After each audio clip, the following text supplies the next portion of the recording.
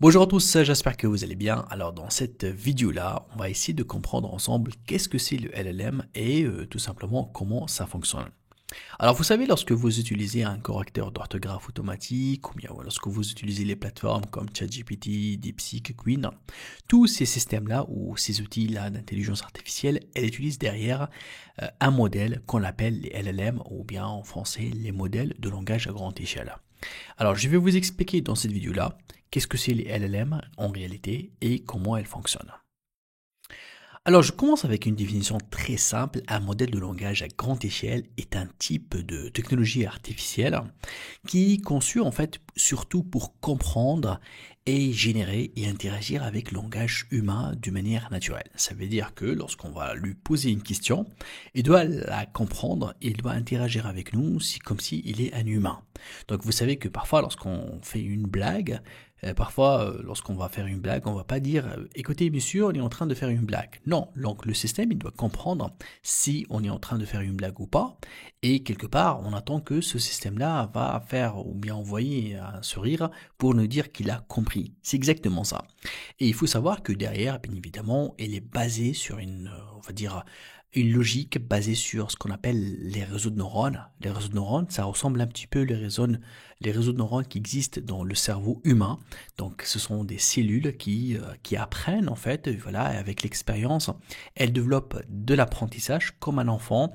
Avec l'expérience, il va grandir, il va avoir en fait des expériences qui vont lui aider en fait tout simplement à prendre des décisions. L'intelligence artificielle, c'est quelque part en fait avec le même phénomène. Donc elle va apprendre de l'expérience ou bien de l'apprentissage qu'on va lui donner et elle va être capable d'apprendre donc des décisions d'une manière autonome. Et c'est pour cela que ces modèles, ils sont entraînés avec des vastes quantités de textes, surtout aujourd'hui, lorsqu'on parle de ChatGPT ou bien de DeepSeek, bien évidemment, on leur envoie des centaines, des milliards de data et que grâce à ça, ils vont apprendre ils vont apprendre surtout à prendre des décisions. Et vous savez que c'est pour ça qu'aujourd'hui, on a des intelligences artificielles open source.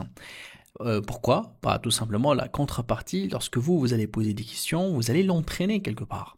Et plus que vous posez des questions, plus que cette intelligence-là va être encore plus intelligente. Et c'est un petit peu ça le concept des LLM.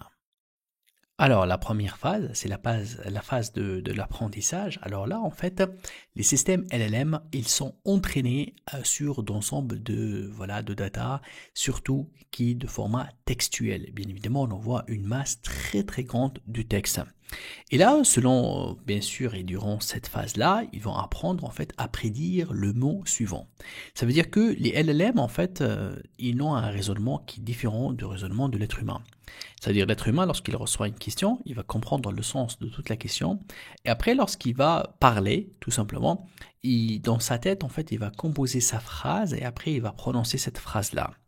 Par contre, au niveau des LLM, ils ont un système un peu différent. Ça veut dire que eux, ils travaillent mot par mot. Ça veut dire lorsqu'ils vont dire un mot, juste ils vont réfléchir quel est le mot suivant.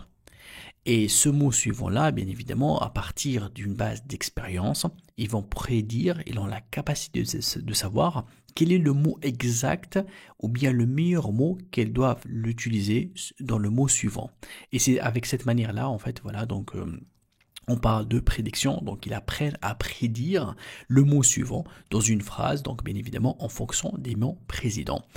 Et ce qui va leur permettre en fait de comprendre un petit peu la structure et le sens du langage d'une manière générale, soit lorsqu'ils vont recevoir une question, soit lorsqu'ils vont envoyer donc tout simplement une réponse.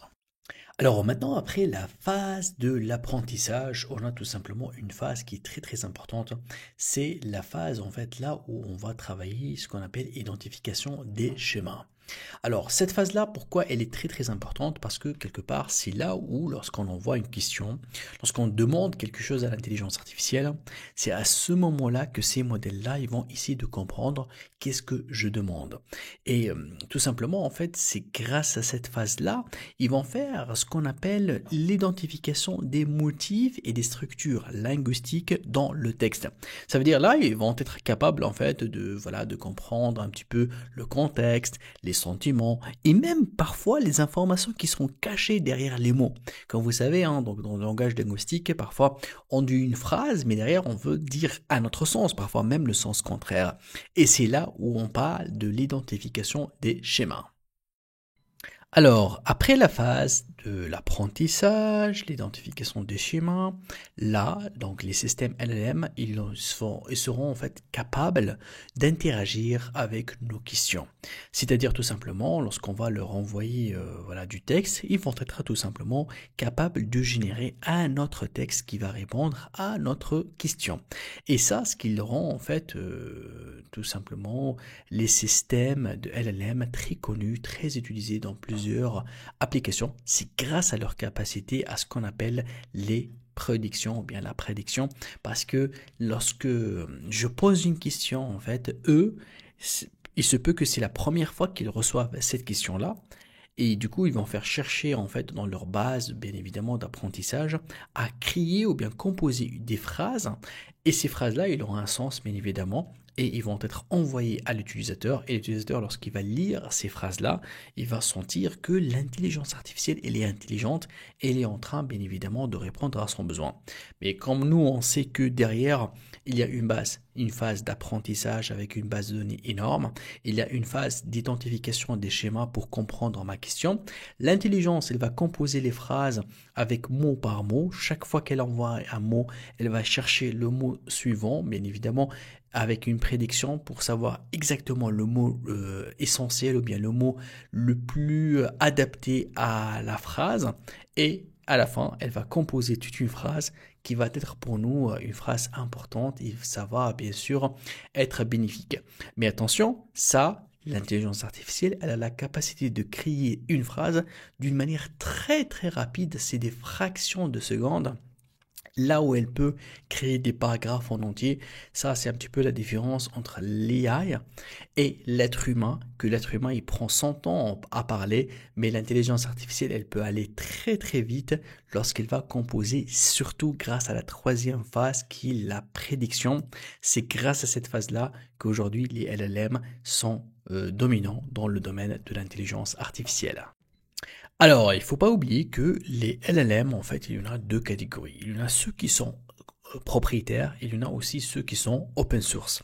Alors propriétaire, tout simplement, il appartient à des entreprises privées. Et qui dit entreprise privée, ça veut dire que eux, ils louent leurs ressources ou bien ce LLMA, bien évidemment, en facturant l'utilisateur. Et généralement, ce sont tout simplement des paiements mensuels. Et aujourd'hui, ben, il y en a énormément en fait qui sont payants, comme OpenAI, comme aussi Gemini, celui de Google. Il y a aussi Claude, en fait, qui est très très connu. Et il y a bien évidemment d'autres LLM qui sont aujourd'hui open source. Qui dit open source, ça veut dire qu'ils sont gratuits, qui travaillent avec une transparence, ça veut dire qu'ils vous montrent même comment l'algorithme tourne. Et surtout, si je prends le cas par exemple de Queen 2.5 Max ou bien celui donc de DeepSeek R1, ces systèmes-là, en fait, ce sont des systèmes là où je peux les télécharger même sur mon ordinateur et exploiter le code source, lui donner ma propre base d'apprentissage pour qu'il soit vraiment très orienté vers mon savoir-faire, vers mon métier, vers mon domaine. Et la différence entre les deux aujourd'hui, tout simplement, c'est pas la qualité, hein, parce qu'il y en a aujourd'hui ceux qui sont en open source qui avec de très très bonne qualité, mais pour eux, ils cherchent à collecter les datas au maximum de data d'utilisateurs pour être encore plus performants. Donc, résumé, les LLM, on trouve ceux qui sont propriétaires privés et ceux qui sont open source. Et les deux, en fait, ils sont en concurrence pour concourir le maximum d'utilisateurs. Et c'est grâce au open source qu'aujourd'hui, ceux qui sont privés, ils essayent bien évidemment de s'aligner au marché, de donner eux aussi des fonctions gratuites ou de donner des fonctions payantes qui sont beaucoup plus développées et intéressantes et avec des prix voilà, adaptés au marché.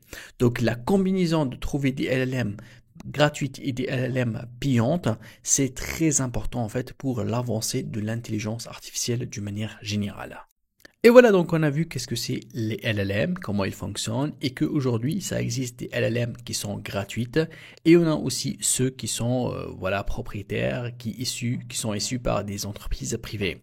Mais dans tous les cas, chaque intelligence artificielle, elle cache derrière un LLM. Merci pour votre suivi et à très vite. Merci d'avoir suivi cette vidéo.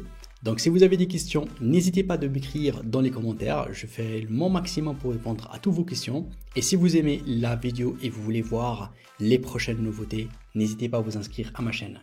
Je vous dis merci beaucoup et à très vite.